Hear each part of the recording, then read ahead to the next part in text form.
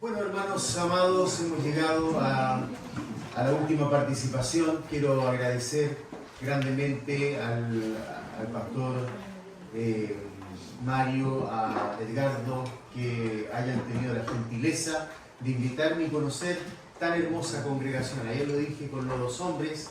Bueno, yo sé que son dos congregaciones las que están acá, pero la verdad que ha sido maravilloso haber compartido con ustedes.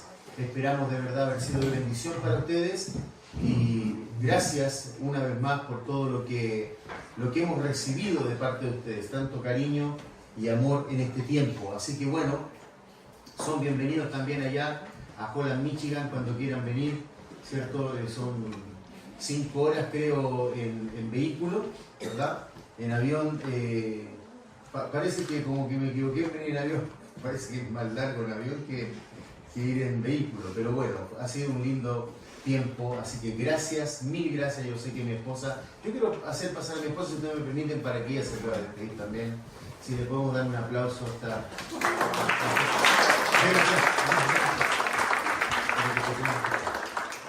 Ayer le dije a las mujeres que estoy tan agradecida al Señor por la oportunidad que nos dieron de llegar aquí, de conocerlos a todos, que era como que los habíamos visto de mucho tiempo porque tenemos a Cristo en unión, entonces como tener ahora, conocer a mis nuevos amigos en Canadá y darle gracias porque son un ejemplo en muchas cosas, me llevo muchas cosas guardadas ahí, así que gracias a Dios. Gracias.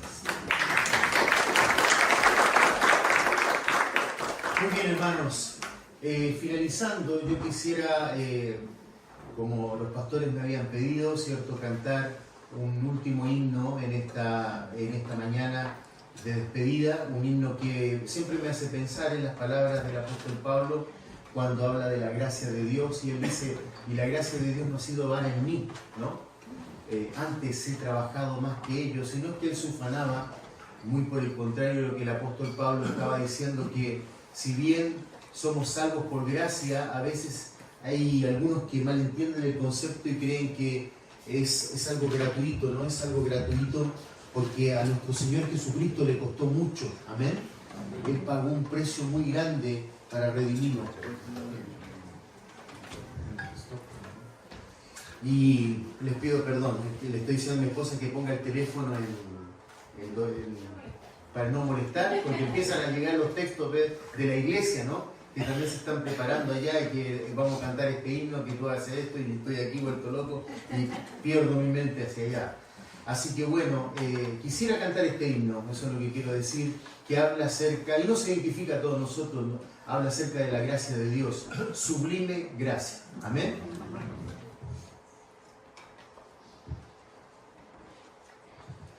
Sublime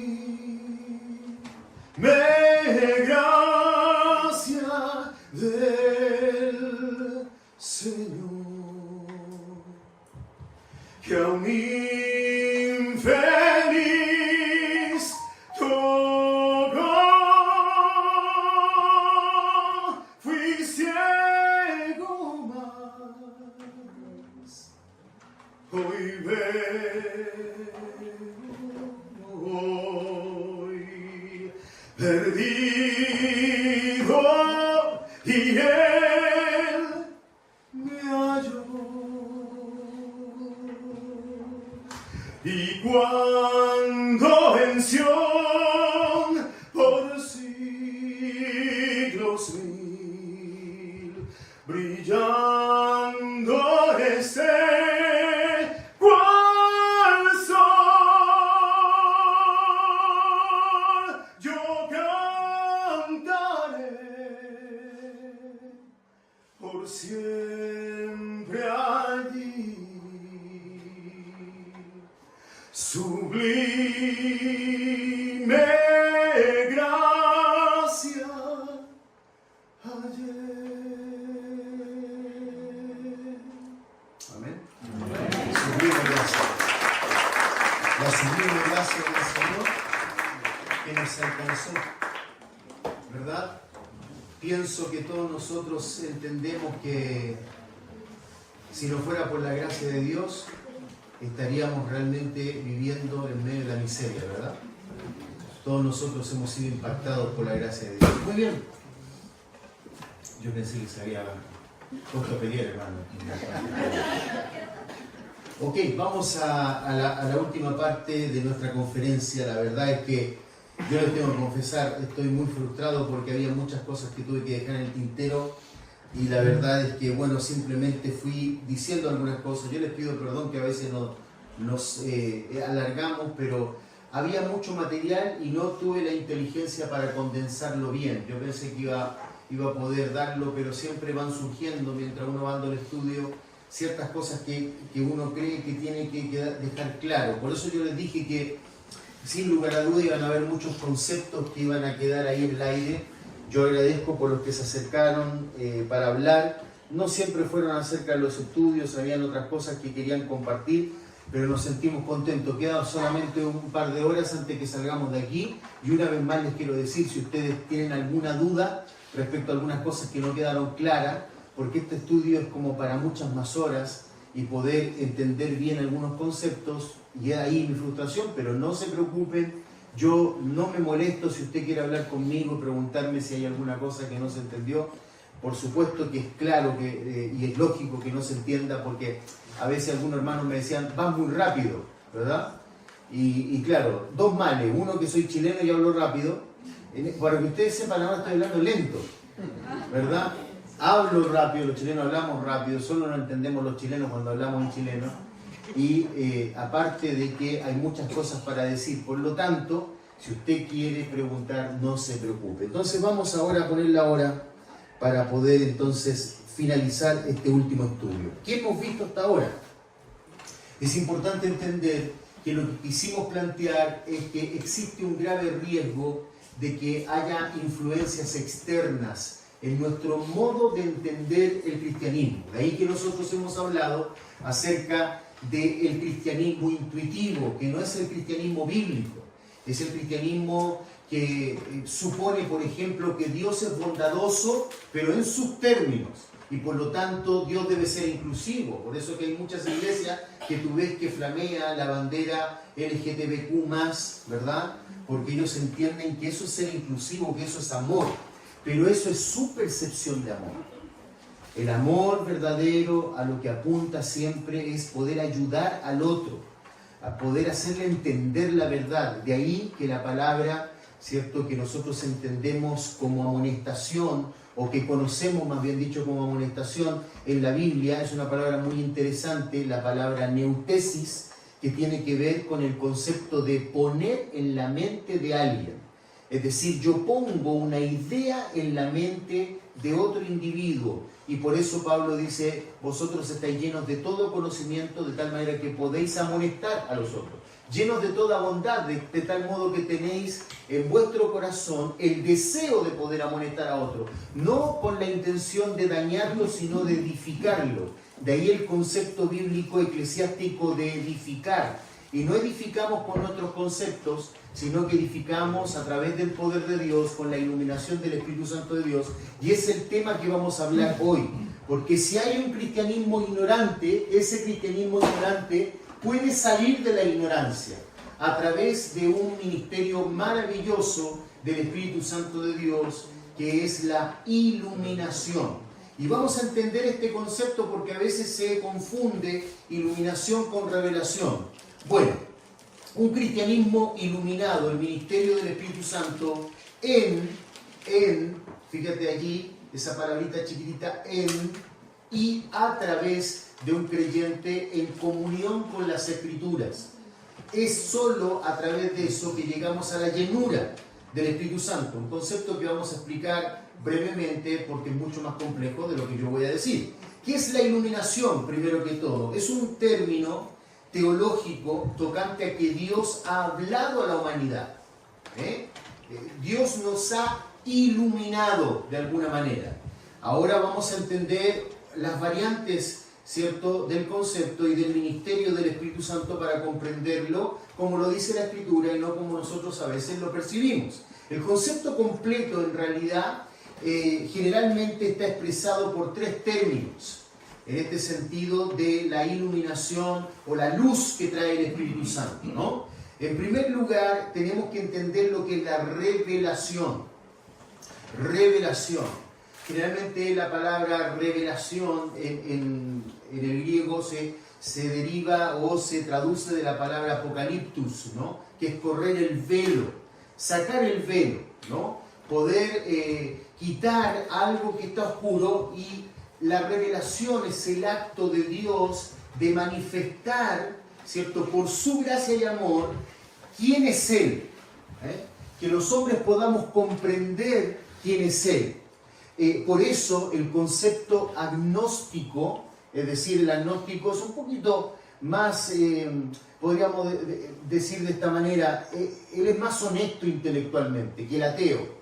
Porque el ateo a priori, ¿qué dice? Dios no existe, ¿verdad? ¿Cómo compruebas eso? ¿Cómo puedes comprobar que Dios no existe cuando alguien te dice Dios no existe? ¿Cierto? Tú le puedes decir abiertamente, ¿cierto?, y directamente, y compruébamelo. Pero no te lo va a poder comprobar porque claramente, ¿cierto?, a través de el argumento o la revelación de Dios cosmológica y teleológica, el resultado al que llega el ser humano racional es que Dios sí existe. Ahora, vamos a explicar eso, porque son dos palabras complicadas, cosmológico y teleológico. ¿Qué es eso, pastor? ¿Tomó mucho café y se volvió loco? No. Vamos a explicar eso porque tiene que ver con la revelación también. Dios se ha revelado, pero no como piensa el agnóstico, que vamos a decir así, ¿cierto? El agnóstico dice, sí, quizás hay una criatura, ¿verdad? Hay una criatura que creó todo esto, puede que exista, dice el agnóstico, no lo sé. Este es más honesto intelectualmente que el ateo, que a priori dice que no existe Dios. El agnóstico dice, bueno, puede ser, pero ese Dios no necesariamente quiere comunicarse con nosotros. Es decir, por lo tanto, nosotros vivamos nuestra vida, y si hay un Dios, puede que lo haya, ¿verdad? Pero Él es alguien que lo más probable es que no quiera comunicarse con nosotros. Eso piensa el deísta, que no es lo mismo que alguien que cree en Dios. El deísta dice, debe haber algún ente superior, quizás impersonal, una fuerza, como diría Aristóteles, el filósofo Aristóteles. Hay una fuerza, tal vez creadora de las cosas, como lo pensaría Platón, ¿cierto? Hay un logos, decían los griegos, que puede ser una fuerza impersonal, que creó todas las cosas, de donde derivan todas las cosas, pero no podemos tener comunión con Él. Y los gnósticos, ¿cierto?, que era una especie de religión que se había introducido en la iglesia, ellos decían, bueno, Dios es algo muy puro, purísimo, por lo tanto Él no se junta con la materia que es corrompida, por lo tanto deben haber ciertos entes que nos permitan comunicarnos con Dios. De ahí que Pablo en Colosenses habla del culto a los ángeles, ¿se acuerdan ustedes? Que era precisamente un ataque a los gnósticos, que les decían, no, nosotros no podemos tener contacto directo con Dios, deben haber hermanos intermediarios, y ellos le ponían un nombre cristiano, los ángeles, ¿no? Que de alguna manera entidades que nos comunicaban con Dios, porque la materia es mala en sí misma. Son todos pensamientos que infiltrados dentro del cristianismo. Por eso Pablo dice que no creamos a filosofías huecas, sutiles, que no tienen realmente fundamento sólido. Ahora, Dios se ha revelado al hombre. Ese es el primer concepto que tenemos que tener en mente. Dios se ha revelado.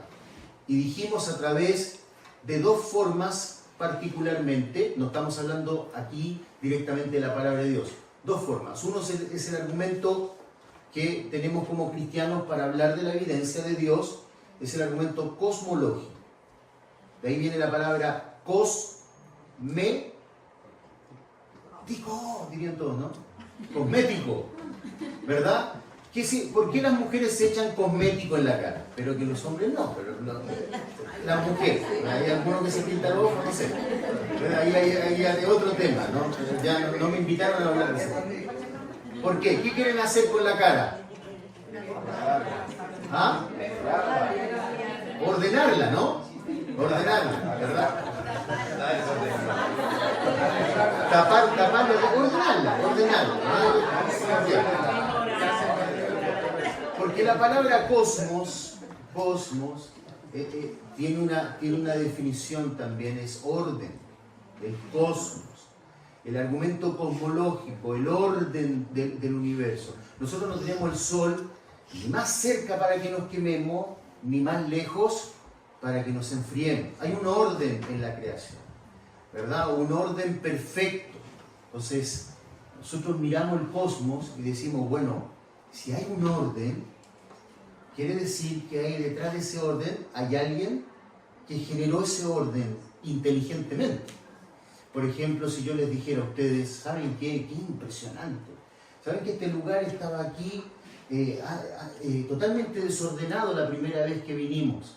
Y aquí había un depósito de madera, y había un depósito de cemento, y había un depósito de distintos materiales para construcción, y hubo una explosión, y miren cómo quedó todo ordenado.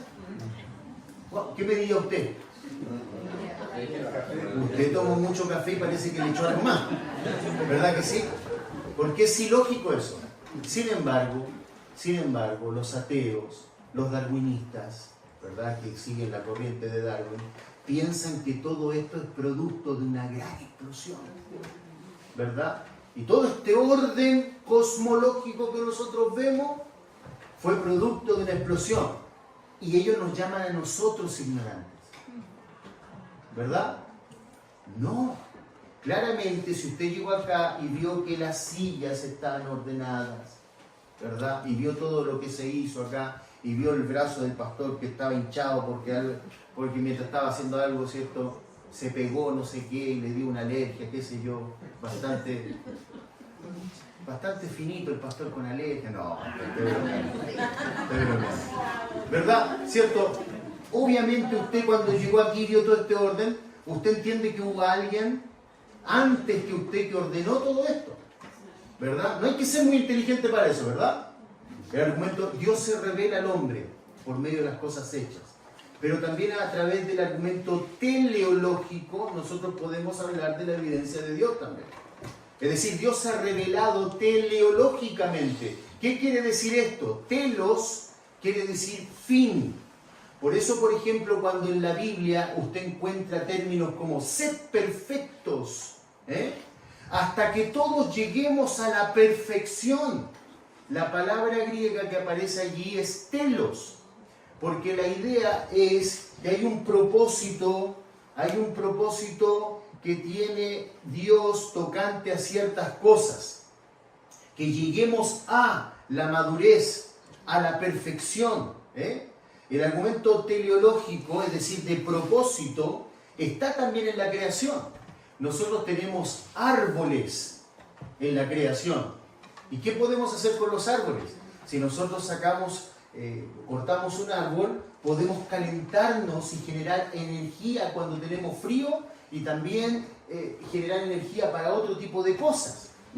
Podemos servir el agua a través del fuego, ¿verdad? Ahora, qué curioso, los árboles también dan frutas que nos permite sobrevivir, alimentarnos. La tierra también produce frutos que permite que el hombre pueda subsistir. ¿Qué es eso? Que Dios creó las cosas ordenadamente y con propósito. Por lo tanto, Dios se ha revelado. ¿Y qué dice Pablo en Romanos? Es el primer argumento que él plantea para hablar acerca de que Dios ha querido comunicarse con el mundo y decirle al mundo que sus maldades un día tendrán consecuencias, porque Dios le ha revelado por medio de las cosas hechas que Él existe, que ellos no pueden vivir ajenos de Dios y que un día Él les pedirá cuenta por vivir de esa manera. Y dice expresamente el apóstol Pablo, no tienen excusas, porque lo que de Dios se conoce, Dios se lo reveló por medio de las cosas hechas, por lo tanto ellos no tienen excusa. ¿Lo comprenden? La revelación de Dios. Pero hay una revelación mucho más específica, como se llama. Es una revelación específica. Y en este caso es la revelación especial de Dios, que Él lo hizo por medio de su Espíritu Santo. Dios ha intervenido en la historia de la humanidad no solo a través del argumento natural, que lo lógico como lógico, Romanos capítulo 1, versículo 20, pueden poner entre paréntesis allí, sino también de forma específica. ¿Y de qué forma entonces Dios se reveló así, específicamente? A través de la Escritura. La Escritura, que es inspirada por Dios, inspirada a 40 hombres en particular, 40, esos 40 hombres escribieron la Biblia, pero guiados por el Espíritu Santo de Dios. Dios sopló en ellos, los guió para que todo lo que dijeran y quedara registrado allí fuera la palabra de Dios. Eran hombres distintos, como lo dijimos el otro día, algunos eran pescadores, otros eran pastores, otros eran diplomáticos, sacerdotes, etc. Pero cada uno de ellos habla congruentemente, como si detrás de ellos, respetando su intelecto, hubiera una sola mente, ¿verdad? Y lógicamente está la mente de Dios, que quiere revelarse al hombre a través del Antiguo Testamento y a través del Nuevo Testamento. No vamos a hablar de cómo se recopilaron los libros, porque eso nos llevaría mucho tiempo. Ven que hay muchos más temas que tratar, pero no podemos. Entonces Dios se reveló, esa es la obra del Espíritu Santo. Dios revela por medio de su Espíritu Santo la Escritura. Ahora, allí llegamos entonces al otro término, que es inspiración. Dios inspiró, como dice en 2 Timoteo 3:16, ¿no? Toda la Escritura es inspirada por Dios, y podemos decir, y por ende es útil, servicial para el hombre, para enseñar, redarguir y corregir. Entonces, a través del argumento teológico y cosmológico, nosotros podemos intuir a Dios, pero solo a través de la Escritura lo podemos conocer. ¿Comprendes? Solo a través de la Escritura. Por eso que Dios se revela específicamente, porque nosotros podemos decir, bueno, hay un Dios, claramente hay alguien superior, y la Escritura nos explica, ¿cierto?, quién es ese Dios. Ahora, a través de la inspiración, Dios inspiró a ciertos hombres escogidos, y a través de esa inspiración nos dio su voluntad, la voluntad específica de Dios, la voluntad, podemos decir así, decretiva, que tiene que ver con los decretos de Dios. No vamos a entrar en ese tema, pero hay ciertos decretos de Dios. Dios ha estipulado que ciertas cosas sucedan sí o sí. Hay cosas que bajo ningún punto de vista van a cambiar el plan de Dios. A veces el diablo quiere intervenir, pero Dios lo redunda para bien. Por ejemplo, porque Él tiene propósito y esos propósitos no van a cambiar. Por ejemplo, Pablo dice, muchas veces quise ir hasta vosotros, le dice a los tesalonicenses, pero Satanás me estorbó. Satanás me estorbó. Y entonces alguien puede llegar y decir, bueno, pero Dios no es omnipotente, ¿cómo Satanás va a estorbar la obra de Dios? Pero el diablo, por así decirlo, se disparó en el pie. Precisamente porque Pablo no pudo ir a ellos para responder algunas preguntas que ellos tenían, es que Pablo escribe la carta de Tesalonicenses, una carta maravillosa, donde él habla del misterio del arrebatamiento. Y entonces nosotros sabemos lo que va a ocurrir. No quiero que se desanimen por los que ya partieron, porque los tesalonicenses decían, bueno, pero si el Señor va a venir, ¿qué pasa con los que ahora han muerto, han partido?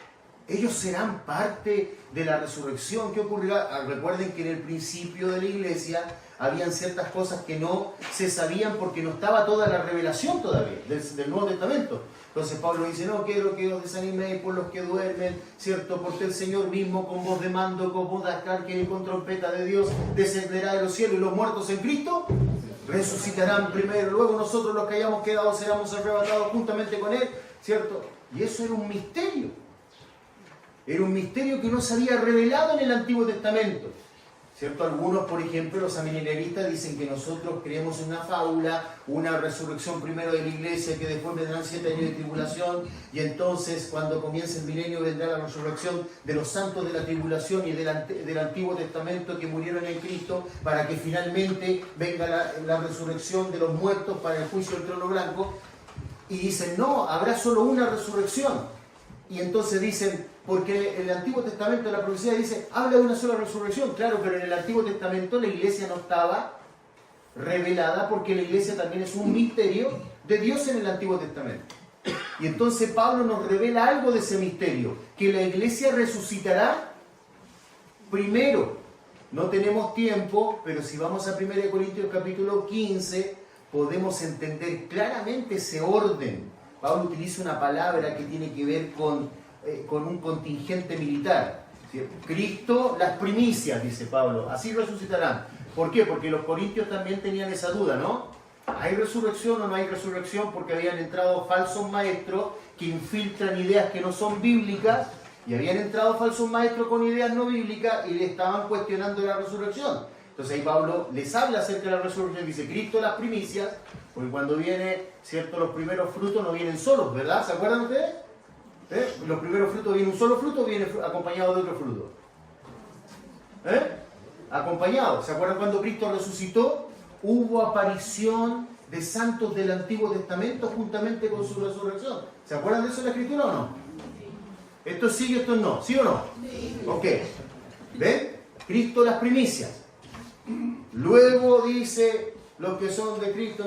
Y al final, entonces hay un orden de resurrección claramente allí, que plantea 3. Cristo, las primicias, luego los que son de Cristo, la iglesia, y al final, cuando entregue el reino, lo que indica claramente que habrá otra resurrección. Y finalmente habrá una resurrección global de todos los muertos de todos los tiempos. Pero los creyentes resucitaron de esta manera. Cristo, las primicias, esos que resucitaron ahí con Cristo, hay un misterio ahí que sucedió con ellos, después la resurrección de la iglesia, y finalmente la resurrección, ¿cierto?, de los santos que murieron en la tribulación y los santos del Antiguo Testamento que no son parte de la iglesia, para entrar al reino, juntamente con los que quedan. Por eso hay ciertos textos que son malinterpretados, cuando dice que algunos serán tomados y otros serán ¿qué? Dejados. Entonces yo les pregunto a ustedes, ¿quiénes son los que son tomados en ese contexto del Evangelio? ¿Quiénes son los que son tomados? ¿Los vivos o los muertos? Los vivos. ¿Quién dice los vivos? ¿Cuántos dicen los muertos? Ahora competencia. No. Los que son tomados están perdidos. Los que son dejados en ese contexto, no tiene que ver con la iglesia. Los que son dejados para entrar al reino. ¿Comprenden? Entonces hay que entender ese concepto, porque es otro momento de resurrección. Es la resurrección para entrar al reino. La iglesia ya resucitó 7 años antes y viene con Cristo. Ok. ¿Ves? Revelación. La revelación específica de Dios. Dios ha decretado ciertas cosas y el diablo no puede intervenir. De ahí venimos, ¿te acuerdas? El diablo no puede intervenir, y cuando el diablo interviene, finalmente se termina disparando en un pie, porque Dios tiene propósitos. Por eso dice la Biblia que todas las cosas ayudan a bien a los que aman a Dios. Esto a los que conforme a sus propósitos son llamados. Dios tiene propósitos específicos, decretos que van a ocurrir así. Pero también en la revelación especial de Dios hay ciertas cuestiones en las que Dios permite cierta libertad. Por eso dice que Dios manda a los hombres que se arrepientan. Y ok, ¿uno puede ir en contra allí de la voluntad de Dios? Sí, pero no sin consecuencias. ¿Verdad? Porque Dios lo permite. Hay ciertas cosas que Dios ha decretado. ¿Alguien puede hacer algo con eso? No. Dios lo ha decretado. Esa es la revelación. Ahora, pasamos al punto que nos convoca, ¿verdad? Que es la iluminación. Es otro ministerio del Espíritu Santo. ¿Qué es la iluminación? Ese es otro de los ministerios del Espíritu Santo. La iluminación es que Dios, a través de su Espíritu, nos ayuda a entender esa revelación. Y sin la ayuda de su Espíritu es imposible. Repite conmigo. Dios, repite, Dios, el Espíritu Santo, ha revelado la Escritura y con la ayuda de Él, y solo la de Él, la podemos entender. Por eso dice el hombre natural no percibe las cosas que son de Dios. No, ya dejen de repetir. Hasta toda la predicación. Y entonces. Por eso el hombre natural no percibe las cosas que son de Dios. Y de ahí lo importante de lo que hablamos ayer. ¿El nuevo qué? ¿Mesías dijiste tú? Pero hermana, por favor. No, el nuevo pacto, eso sí, bien. El nuevo pacto. Porque en el nuevo pacto, ¿qué es lo que sucede? ¿Cierto? Él escribe en nuestros corazones. En el nuevo pacto, el Espíritu Santo, por eso que les dije que no leímos todo el nuevo pacto en Joel, ¿te acuerdas? Cuando desciende el Espíritu Santo y el Señor promete esa venida para que Él, ¿cierto?, tome la Escritura que está escrita ya en nuestros corazones y nos ilumina con esa Escritura para que comprendamos lo que eso quiere decir. ¿Comprende?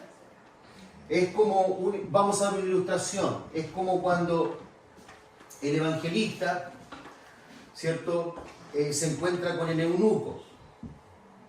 ¿Se acuerdan de... se me fue el nombre de... Felipe, gracias. Felipe, el evangelista, y se encuentra con el eunuco. ¿Se acuerdan ustedes? Entonces el Espíritu Santo lo guía hacia el eunuco venía leyendo ¿qué cosa? Isaías, esto venía leyendo Isaías, y entonces Felipe le dice, ¿y entiendes? ¿Entiendes? ¿Cierto? Y claro, Felipe ya entendía por qué, porque el Espíritu Santo estaba en él, ¿no? Entendía lo que dice la Escritura, entonces le dice Felipe, y él le dice, el eunuco le dice, ¿cómo podré si nadie me explica? Dice, que estaba leyendo, pero no entendía. Y Felipe, que ahora gozaba de ese ministerio, fue y ¿qué? Le explicó. Pero en realidad quien le explicó fue el Espíritu Santo de Dios a través de Felipe. La Escritura para que ¡boom! Surgiera la luz. Surgiera la luz. Un concepto importante aquí, interesante. Ojalá que alcance a llegar a todo, pero mira, esto también es algo importante que tienen que entender. A veces es la lucha que hay acerca de cómo es que Dios salva a los hombres. Porque hay personas que piensan así. Bueno, yo creo, por ejemplo, dicen algunos, que hay una sinergia. ¿Qué es una sinergia? La fuerza de dos individuos para procurar un fin. Esa es una sinergia. Dos, energía, esfuerzo, fuerza. Lograr algo. Entonces dicen, ¿ves? Por un lado está la obra de Dios, pero el creyente también hace algo para la salvación. Bueno, pareciera que podría ser así, ¿sí? Si lo miramos desde el punto de este lado de la eternidad y con nuestra falencia y nuestra pequeñez, parece que hiciera. Pero por otro lado, leemos Romanos, que dice, no hay justo ni aún uno, no hay quien busque a Dios. ¿Verdad? Entonces, ¿cómo es eso? Bueno, ¿hay una sinergia? Entonces vienen algunos, como los calvinistas de hueso colorado, como los bautistas de hueso colorado, como nosotros, los calvinistas de hueso colorado, los ultra calvinistas, y dicen, no. Dios es el que hay solamente un monergismo en eso, mono, uno. No confundan con un chimpancé, ¿no? Monergismo, uno. Por eso cuando uno hace un monólogo, yo estoy haciendo aquí un monólogo. Logos es discurso, mono solo. Si hubiera un dos, álogo, ustedes estarían hablando conmigo, ¿verdad? Entonces hay un monólogo, es monergismo, entonces dice, no, solo Dios obra, ¿verdad? Pero la Escritura dice que Dios manda a los hombres que se arrepientan, ahí hay una disyuntiva en la mente, ¿verdad? ¿Sí o no? Ok.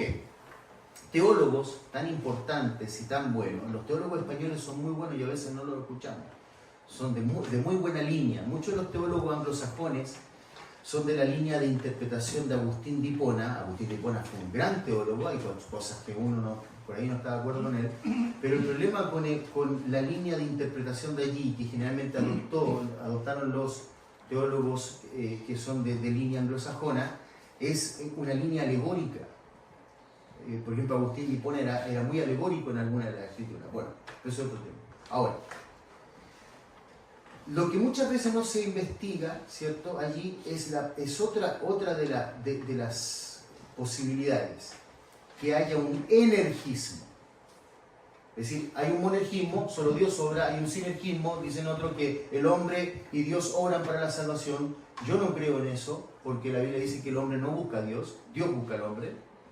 Pero lo que dice el energismo es que Dios trae luz a tu vida. Y allí tú decides o no. Y está compatible con la Escritura porque dice que el Espíritu Santo os convencerá de pecado, de justicia y de juicio. De pecado por cuanto no creen en mí. De justicia por cuanto no vaya al Padre. ¿Se acuerdan de ese texto, verdad? Pero el Espíritu Santo, ¿qué? Viene, ¡boom! Y te energiza. Y ahí está tu decisión. ¿Cómo eso ocurre? Estoy especulando. Porque de este lado de la eternidad no sabemos, ¿no? Pero es la obra del Espíritu Santo que comienza esa iluminación a través del Evangelio, como lo hizo con Felipe y el eunuco. Que él le trajo el Evangelio, le explicó la Escritura. Esa es la iluminación que continúa en la vida del creyente durante toda su vida. Por eso, otros ministerios que a veces, algunos para mencionar, otros ministerios, ¿cierto?, que a veces se malinterpretan. Ustedes han oído hablar, por ejemplo, del ministerio de la unción, ¿verdad? ¿Han oído hablar de eso? Y algunos dicen, hermano, yo quiero la unción. ¿Han fijado eso?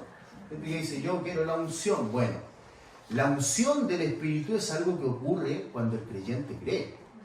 No hay doble experiencia en él. ¿Por qué la unción? ¿Quiénes eran ungidos en el Antiguo Testamento?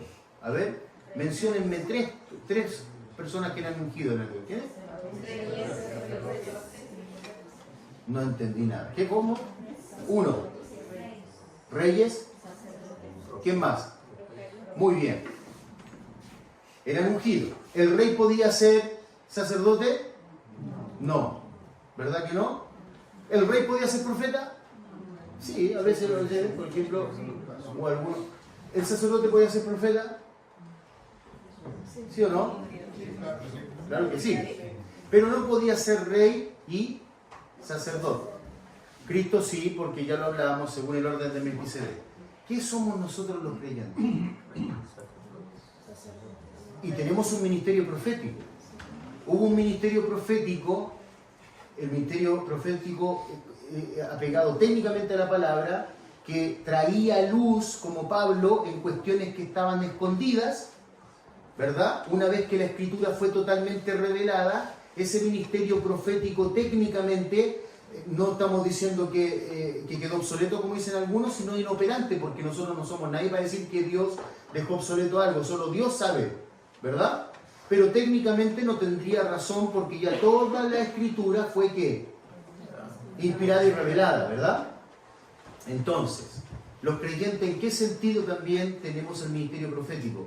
Porque hay una segunda acepción del ministerio profético, que es tomar la palabra que ya está revelada y comunicarla. Ese es un ministerio profético. La idea de comunicar, ¿ves con lo que decían los profetas del Antiguo Testamento? Dios ha dicho. Técnicamente nosotros podemos decir Dios ha dicho algo. Claro, es un ministerio profético. Los creyentes son ungidos como reyes, sacerdotes y profetas para Dios. Entonces el ministerio de la unción no puede venir dos veces, porque eso implicaría entonces que nosotros dejamos de ser reyes o dejamos de tener un ministerio sacerdotal, y eso no puede suceder porque el creyente, una vez que ha sido bautizado por el Espíritu en el cuerpo de Cristo, no sale más de allí. Eso es una obra permanente, el sello del Espíritu Santo como propiedad de Dios. Por eso dice 1 Corintios capítulo 6, no sois vuestros. Nosotros no podemos decir, ¿cierto? Como diría una feminista, yo hago lo que quiero con mi cuerpo. Primero que nada porque hay una incongruencia. El niño que está dentro no es su cuerpo. Tiene un ADN totalmente distinto al de ella. Por lo tanto, no es su derecho porque no es su cuerpo.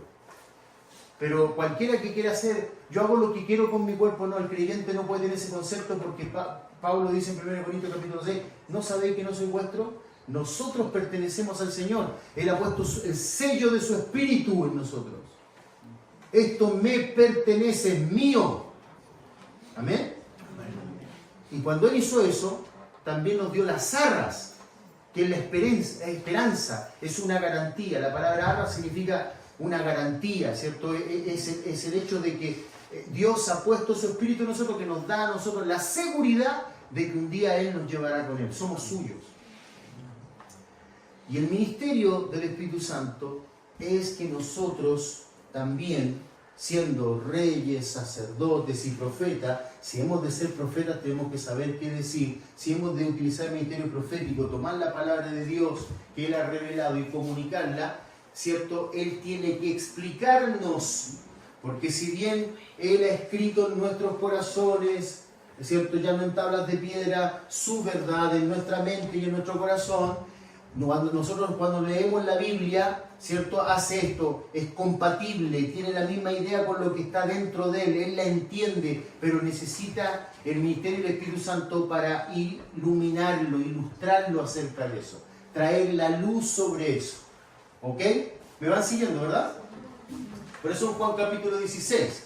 ¿Qué ocurre en Juan capítulo 16? Juan capítulo 13, el Señor da el ejemplo acerca del servicio que implicaba ¿qué? Lavar los pies los uno al otro, que tiene que ver con no ser de tropiezo al otro, no es el acto mismo propiamente tal de lavar los pies, sino que era un acto simbólico del hecho de que un día los creyentes lo que tendrían que hacer es propiciar la santidad para caminar en santidad. ¿Verdad? Yo pues preso en el Señor, Efesios capítulo 4, yo pues preso en el Señor, dice Pablo, ruego que andéis como es digno, ¿verdad? Y Pablo utiliza una palabra que era utilizada en el mundo griego que es peripateo. Existían los filósofos peripataicos. ¿Qué eran los filósofos peripataicos? Iban caminando, ¿cierto? Y tenían sus discípulos con ellos, y entonces los discípulos mientras caminaban con ellos iban escuchando su filosofía. La palabra peripateo indica que el creyente va en un constante avance de entendimiento bíblico, avanzando, nunca estático. Eso es, por eso Pablo dice, yo pues preso en el Señor os ruego peripateo como es digno. ¿Y como es digno de qué? Claramente, como es digno del capítulo 1, 2 y 3 de Efesios, porque en el capítulo 4 el apóstol Pablo nos va a hablar de lo que implica lo que dijo en el capítulo 1, 2 y 3. ¿Entienden el punto? Entonces, para andar como es digno, ¿qué hizo Pablo? En el capítulo 1, 2 y 3, entregó doctrina. ¿Comprenden? Y doctrinas difíciles de entender. Pero que si queremos andar como es digno, la palabra axios, digno, que significa en un equilibrio perfecto, el creyente debe andar en un equilibrio perfecto todo el tiempo. ¿Equilibrio con qué? No con mi intuición. Carlito, ¿sí o no? No con mi intuición, sino con mi convicción. No con mi intuición. No con lo que yo creo. Voy a andar como es digno de acuerdo a lo que yo creo. Muchos creyentes dicen así, voy a andar como es digno de acuerdo, voy a andar como es digno del Señor. Hoy día voy a andar como es digno del Señor, porque el Señor dijo, ayúdate que yo te ayudaré. ¿Verdad? Y cosas por el estilo. Entonces, para andar como es digno, es decir, en equilibrio perfecto, de acuerdo a quién soy, en mi posición, porque el Señor me ha dado una posición, me ha adoptado como hijo suyo. Y la palabra adopción, amados pastores, ustedes me pidieron hablar acerca de los roles también, pero yo me he tomado este tiempo porque quiero que la gente entienda. Si después ustedes atrás me disciplinan, amén, yo estoy dispuesto. Pero por eso me estoy tomando el tiempo muy lentamente, porque no quiero que se pierdan de esto. Para mí es más importante hoy que entiendan iluminación y finalmente voy a decir unas cositas nomás tocando los rostros. Ok, miren, venimos hablando, Dios nos ha dado la orden de andar como es digno por medio del apóstol Pablo, en equilibrio. No podemos andar de acuerdo a nuestra intuición. En capítulo 1, 2 y 3, el apóstol Pablo instruye a la iglesia. Le ha dado a la iglesia una posición. La ha adoptado. Dice que Dios nos ha adoptado como hijos suyos. Y la palabra adopción que utiliza allí no es el hecho que nos ha hecho, valga la redundancia, meramente hijos suyos, sino que nos ha hecho hijos adultos. En el mundo greco-romano, un niño tenía que tener un pedagogo. ¿Qué era un pedagogo? Conocemos esa palabra, ¿no? Porque un pedagogo es un maestro de escuela. Por eso los pedagogos, los maestros de escuela estudian ¿qué? Pedagogía. ¿Ah? La palabra peda tiene que ver con niño, enseñar a un niño. Pedagogía sería, ¿no? Enseñar, instruir a un niño. Ahora, los pedagogos eran las personas que se encargaban, los ayos, eran las personas que se encargaban de instruir a un niño. Por eso Pablo dice que la ley es como nuestro ayo, que nos enseña acerca del pecado, pero no nos puede salvar. Pero cuando somos adoptados como hijos adultos ya tenemos pleno derecho sobre la herencia del Padre. Por eso dice que en Él tenemos ¿qué? ¿Qué tenemos, hermana? No me mire con susto, ¿no? No se asuste. Tenemos herencia. Y podemos tomar esa herencia porque Él nos ha adoptado como hijos suyos, hijos adultos, capaz de administrar esa herencia. ¿Me comprenden? No es solo que nos ha hecho hijos con todas las facultades de poder poseer la herencia del Padre. Mira lo que somos. ¿Entiendes? Entonces, Pablo en el capítulo 1 al 3 va a hablar de muchas cosas que son difíciles de entender. Y entonces, ¿cómo nosotros vamos a andar como es digno si no entendemos esas cosas? ¿Cómo nosotros vamos a andar como es digno cuando no leemos la Biblia y gastamos muchas horas entreteniéndonos? Los más jóvenes y no tan jóvenes en videojuegos, horas y horas mirando Netflix y cuando uno está leyendo algo se queda dormido. Claro, ¿quién no se va a quedar dormido si después de todo un día de trabajo se acuesta así y dice voy a ponerme a leer? Y compran en Amazon unas cositas así que se ponen en la cama y que dejan el libro así. Y están así. Claro, entonces, bueno, a los 2 segundos se quedan dormidos, obviamente. No, hermano, no. Yo, por ejemplo, yo tengo metas de lectura. En la mañana me levanto muy temprano, tengo que leer mi lectura personal, después tengo que leer para lo que tengo que dar para la iglesia, y yo me canso, hermano. Entonces tengo que pararme en mi escritorio y empiezo así, con mis piernas en mi escritorio, y empiezo a leer en voz alta, porque si yo me quedo tranquilo, me quedo duermo también. ¿Sí? Como ser humano, ¿cierto? Estamos cansados. Entonces tú pones a tu cuerpo en alerta, ¿verdad? Y no entendiste algo y vuelves atrás, si no entiendes un término lo buscas. Es decir, adquieres una disciplina de lectura. ¿Por qué? Porque amas a Dios y sabes que el que ama a Dios obedece sus mandamientos. Yo quiero saber lo que Dios demanda de mí, porque lo amo. Lo otro es muy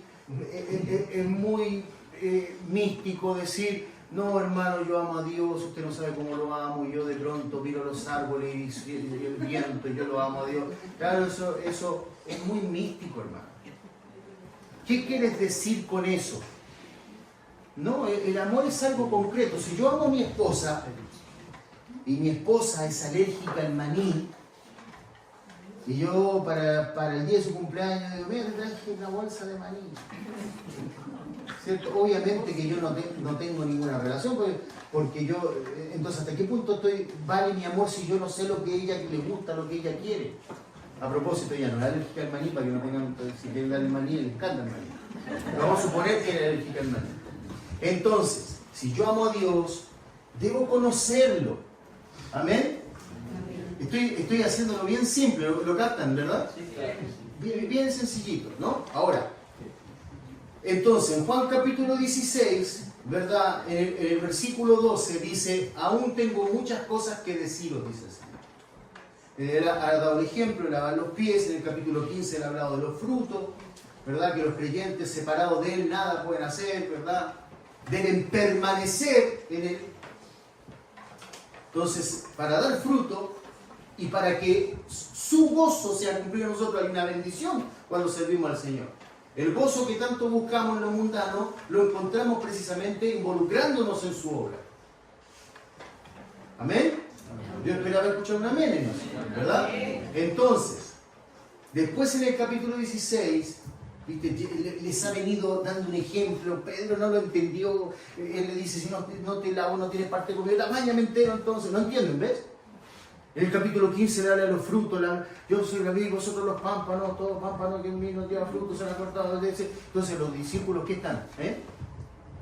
Como nosotros, la cabeza que te hace así, ¿no? ¿Qué dijo? ¿Metanoia? Sí, creo que es una comida que le gusta. ¿Verdad? Entonces, los discípulos están saturados. ¿Verdad?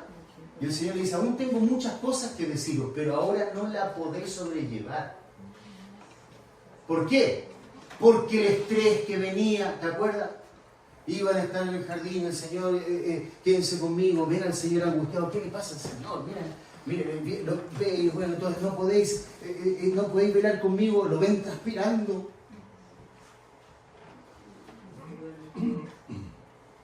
Su rostro con sudor de sangre.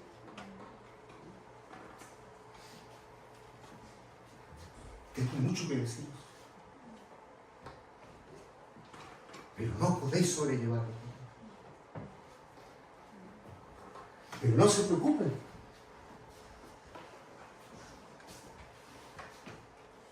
Pero cuando venga el Espíritu de verdad, Él os guiará a toda la verdad. Porque no hablará por su propia cuenta. Y nosotros a veces queremos hablar por nuestra propia cuenta. Sino que hablará todo lo que oyere. Y os hará saber las cosas que habrán de venir. Y me glorificará, porque tomará de lo mío y os lo hará saber. Porque yo soy, Juan capítulo 1, el verbo de Dios. El logos de Dios. El discurso de Dios. Por eso, solo Él hace la exégesis del Padre. Eso significa que Él es el Logos. No podemos entender a Dios.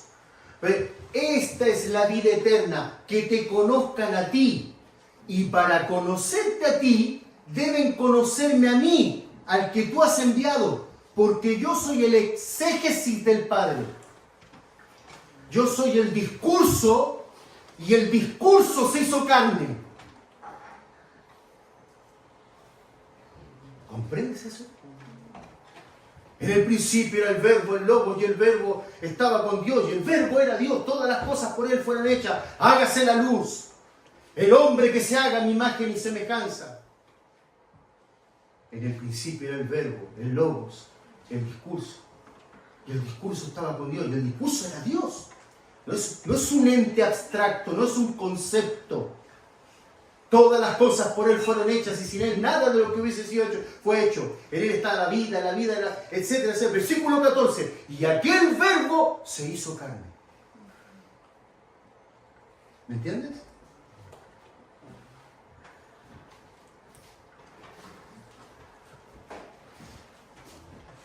Tomará de lo mío y os lo hará saber. Cristo vive en mí, quiere que yo tenga su mente, me ha dado su espíritu para que comprenda quién es Él. Y yo gasto tiempo en Netflix. Y yo no tengo un plan de lectura bíblica. Yo me conformo con el versículo del día. Y yo quiero que los mensajes duren media hora.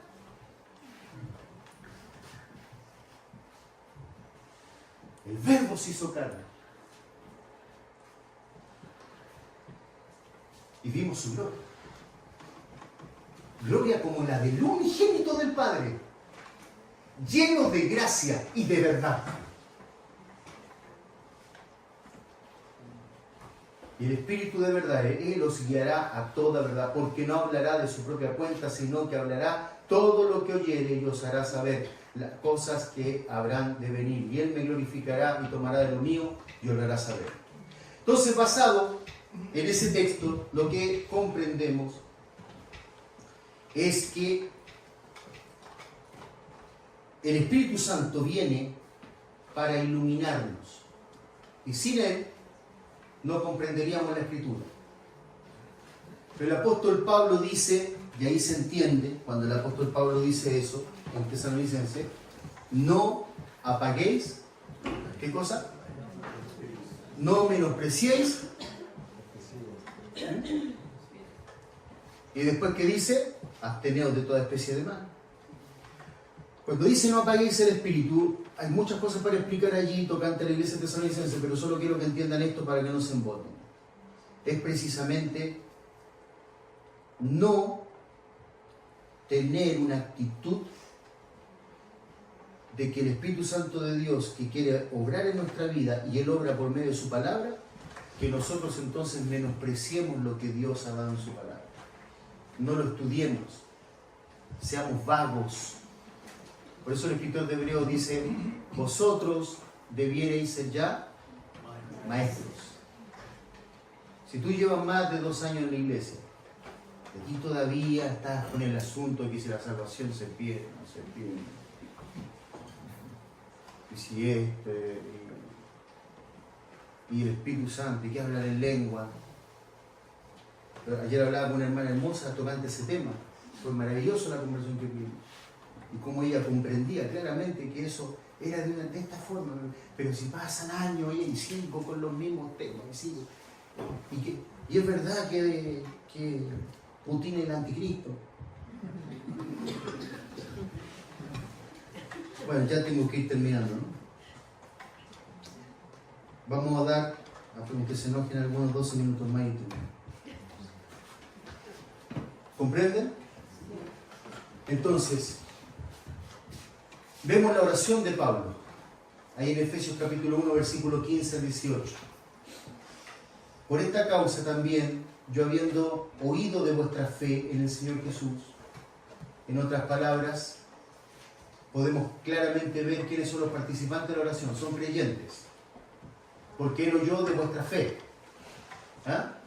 Habiendo oído de vuestra fe en el Señor Jesús y de vuestro amor para con todos los santos. Es decir, no solamente los participantes, sino las particularidades que había en la vida de esos participantes. Es decir, esos participantes actuaban en amor. Evidencia clara que esa fe no era una fe falsa. Porque Pablo dice en Romanos capítulo 13, versículo 8, no debáis a nadie nada, sino el amaros los unos a los otros, porque el que ama al prójimo ha cumplido la ley, porque no adulterarás, etcétera, etcétera. Es decir, el amor demuestra que verdaderamente hay fe. Porque, ¿qué dijo el Señor? ¿Cuál es el principal mandamiento? Amarás a Dios con toda tu mente, con todo tu, y a tu prójimo como a ti mismo. Con esos 2 mandamientos dice, se resumen todos los demás. Claro, porque si yo amo a Dios, ¿por qué amo a Dios? Porque le conozco lo que Él dice en su palabra, y esa palabra obra en mí, y entonces yo amo al prójimo, y claro, si yo amo al prójimo, ¿voy a adulterar, voy a mentir al prójimo? No. Si yo amo a Dios, obviamente, y amo al prójimo, he cumplido todos los mandamientos. O al menos eso me llevará a cumplir todos los mandamientos. Muchas cosas más que decir, pero quiero terminar con este texto, porque si no, no vamos a terminar nada. Ok, finalmente, quiero terminar con este último texto para entender todo. Y vamos a hablar acerca del rol de la mujer y del hombre. Si tú eres obediente a la palabra de Dios, querida hermana, si tú dices entonces que Dios es claramente la persona que más ama, tú vas a respetar a tu esposo. Yo iba a hablar eso simplemente como una especie de punto a tratar respecto a que si la palabra de Dios mora en nuestros corazones, Colosenses 3:16, abundantemente en nuestros corazones, ¿cierto? Entonces nosotros vamos a saber qué enseñar, vamos a saber qué decir, vamos a saber qué es lo correcto. Si la Biblia dice que tú debes someterte a tu esposo, lo estoy dando como uno de los ejemplos, ¿no? Podríamos estar hablando quizás de la ideología de género, podríamos estar hablando tal vez de un adulterio, podemos estar hablando de una persona que tiene escondido un pecado y no lo quiere confesar, podemos estar hablando de muchas cosas, pero en este caso estamos dando simplemente un ejemplo. Si yo no quiero ser gobernado por infiltraciones extrañas a la fe, porque hoy en día muchas mujeres dentro de la iglesia se han transformado en feministas cristianas. ¿Ah? Eso es lo más incongruente que puede haber. El feminismo tiene varias etapas, pero particularmente dos. Son las principales, las otras se derivan de la segunda. ¿En qué consiste el feminismo? De la primera ola, como se llama. Habían cosas legítimas, las mujeres reclamaban por el derecho a tener propiedad, lo cual es correcto. Por el derecho a sufragar, ¿sabes lo que es sufragar, no? Votar, es correcto. Pero el feminismo en los años 60, principalmente, ¿cierto?, postulado por Simone de Beauvoir, la mujer liberal, esposa de Jean-Paul Sartre, ¿cierto? Ese ya era vamos a decir así, era un feminismo comunista. ¿Ah? ¿En qué consistía el feminismo comunista? ¿Cierto? El comunista tiene una lucha ¿de qué? ¿De qué? ¿De qué, perdón? De clases. ¿Cierto? De clases, ¿cierto? Los ricos contra los pobres. Pero ese relato fracasó en todo el mundo. Donde tú ves a un comunista que ama tanto a los pobres, los duplica. Fracasó ese modelo, ¿verdad? Entonces ahora el comunismo tiene que tener, el materialista comunista tiene que tener otro discurso. Ahora ya no hay lucha de clase, hay lucha entre hombres y mujeres. ¿Verdad? Y la mujer ¿qué quiere? Empoderarse. ¿Y el hombre qué está haciendo? Dejando que la mujer se empodere, porque si no, es machista. No, hermano. Tanto el machismo como el feminismo está mal. Los hombres machistas, que por ejemplo ven a la mujer que está cansada y ven ahí los platos y no, yo no, porque yo soy hombre. Esto no, ser hombre es ir a atender a tu mujer. Ser hombre es amar a tu mujer como Cristo amó a la iglesia. Es sacrificarse por él.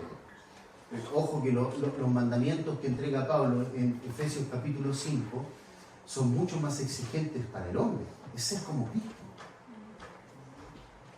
Cristo nuevamente al ejemplo de Juan capítulo 13, Cristo se ciñó la túnica, tomó el manto, comenzó a lavar los pies de los discípulos. Es decir, en el grupo, Él, siendo el Señor, se despojó de toda dignidad, digamos así, humanamente hablando, por servir, por entregarle a los demás. Eso debe hacer el hombre. El hombre no es el rey del hogar. El único rey del hogar es Cristo. Y si Cristo hizo eso, yo tengo que hacerlo.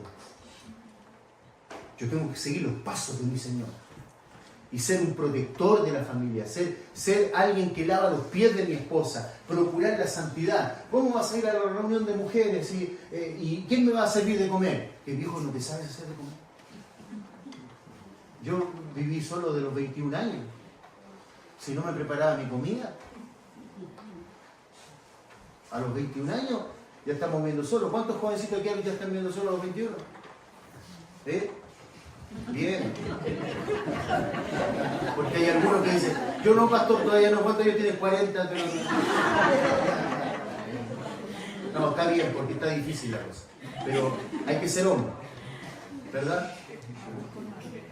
Entonces, el hombre verdadero guarda su rol. Quizá muchas mujeres en la iglesia haciendo labores de hombres. Vemos predicadoras como Beth Moore que cuestionan el modelo de Dios. Hablan muy lindo, pero están usurpando un lugar que no les corresponde. La mujer debe callar en la congregación. No existe el término pastora, ¿verdad? Mi esposa a veces llega y me dice, me dijo la pastora, pero no supe decirle, Tú dile que eres la pastora. No. No existe la pastora. Porque el ser pastor es un rol que Dios le dio a los hombres. Y lo especifica. Porque la mujer fue tentada y ¿sabes qué? Tuvo una consecuencia por eso. Ahora, no nos enfoquemos solo en Eva. Adán no fue suficientemente hombre porque Dios le había dicho que tenía que cuidar el huerto. Dice, pero algunos dicen, pero ¿cómo? Si todavía el mal no existía. No, ya el diablo había pecado y Dios le dice, debes cuidar el huerto. Literalmente la palabra hebrea es cercarlo. Debía cercarlo, él debía estar vigilante. No tenía que estar como un torpe mirando que su mujer estaba hablando ahí con la serpiente. Él tendría que haber dicho, a ver, un momentito. No, Eva, a ver, ¿cómo está diciendo? Que se le dice semejante a Dios, fuera de mí. ¿Pero qué dejó? Es que ella quiere comer. No, el hombre tiene que guiar a su mujer. Si tu mujer viene a la iglesia y te arrastra a ti, tú no estás siendo hombre. Eres tú el que tiene que... Yo sé que esto, por eso estos mensajes los doy al último, porque ya me voy. ¿Ok? Capiche, ¿no? Enójate, pero no conmigo, con Dios, porque Dios dice eso. El hombre es el sacerdote del hogar.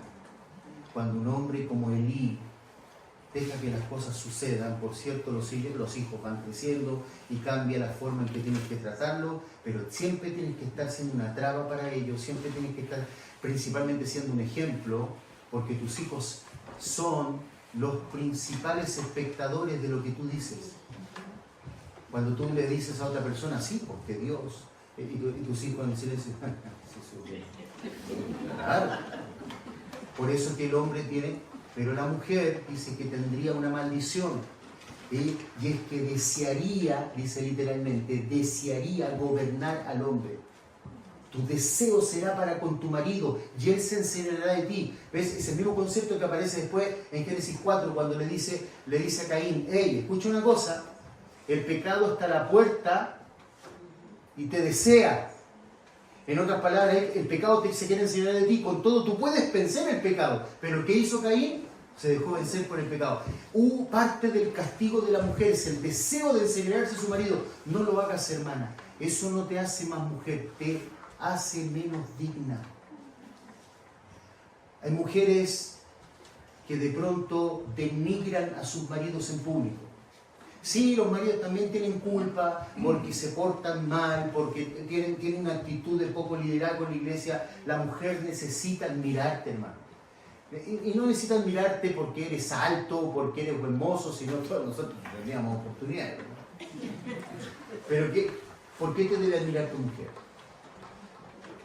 Nota que estoy tirando cosas al voleo. Ya que salí del orden simplemente porque ya tengo que terminar. ¿Por qué te tiene que admirar tu mujer? Porque eres un hombre de Dios. ¿Mi esposo va a mentir? Tú no conoces a mi esposo. Mi esposo va a decir, mi esposo hizo, tú no conoces a mi esposo. Y entonces ese tipo de esposos, cuando dicen algo, la mujer no lo cuestiona. Porque sabe a dónde va. Ahora no significa que el hombre está todo el tiempo, a ver, ¿qué vas a hacer de comer? No, vas a hacer esto, ¿no? Eso es torpe. Esos son los tipos que quieren hacerlo todo. No. Hay que delegar cosas a la mujer.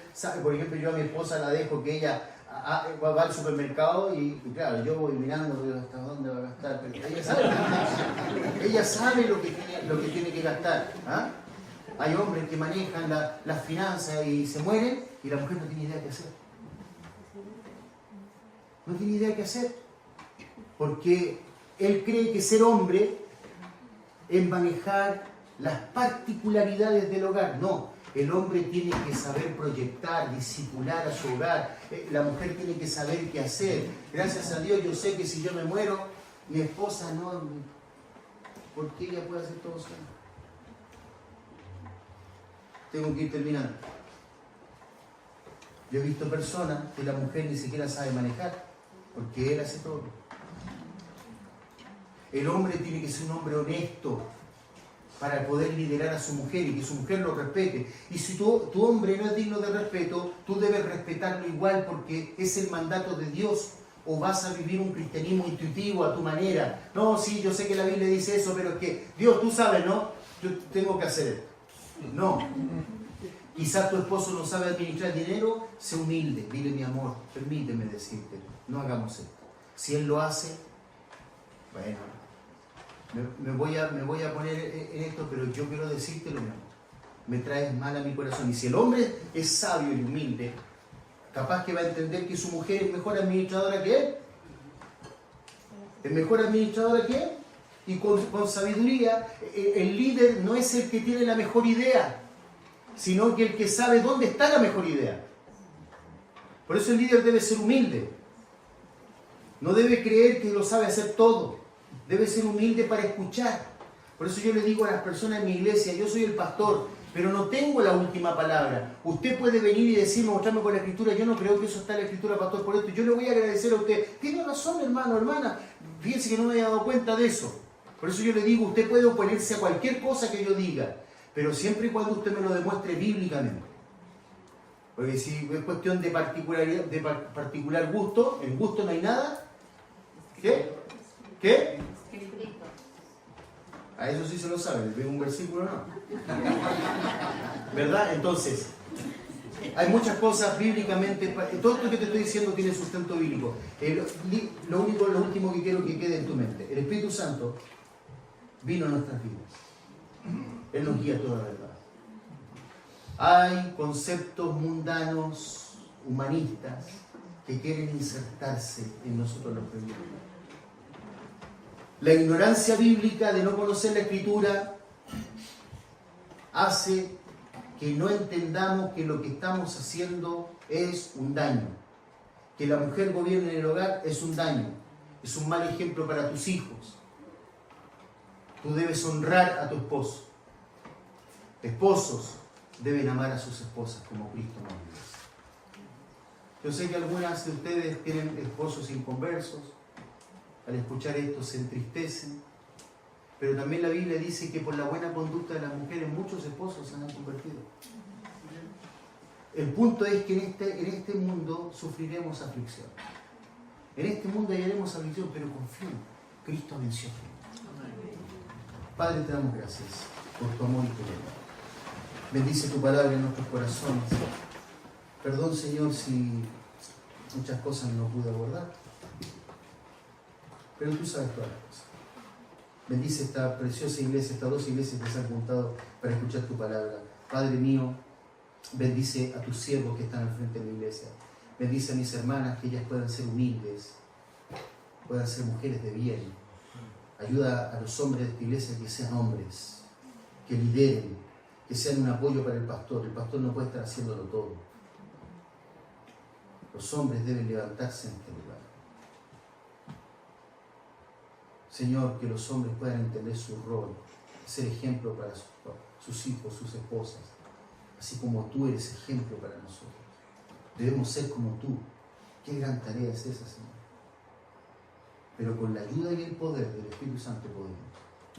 Tenemos que ilustrarnos por tu verdad. Tu verdad está escrita en nuestros corazones. Tenemos que conocerlo, invertir, comprar libros, tratar de buscar, pastor, ¿dónde puedo instruirme más? Involucrarme en el estudio de la iglesia, congregarme, no dejar de congregarme como algunos tienen por costumbre.